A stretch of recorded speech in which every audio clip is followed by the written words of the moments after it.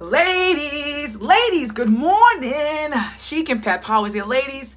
It's tough, I'm telling you. When you deal with mental health and you deal with something internally where you can feel you're distorted, you're all over the place, you're trying to keep focus and balance, trust me, your girl understands.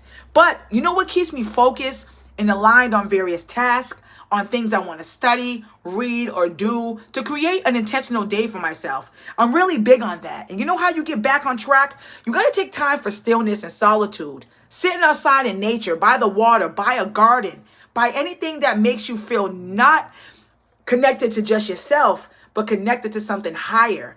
There's a higher calling when you sit in silence. I figured out so much in these lonely seasons and not fighting against it. The moment I broke that chain that was within myself of the inner critic, that inner voice that doesn't serve me based on the trauma and experience that I went through, it's amazing when you rewire your brain through everything.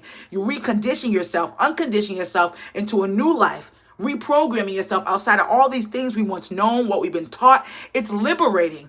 Because even in homelessness, even in jail, even going through domestic violence, your girl never forgot my self-care routines. I never forgot the things I want to stay true to myself about. I never forgot the words I told myself are the things I will do and need to do. The purposes that God put in your spirit, that voice, that heart, that passion that a lot of us put aside because of life and life gets difficult. If I can go to jail, if I can be homeless, if I can go through domestic violence situation and get back on track to the goals and things I want to do, even on the days where I feel distorted, like I'm falling off of a bridge all over the place because of homelessness and anxiety it brought onto me.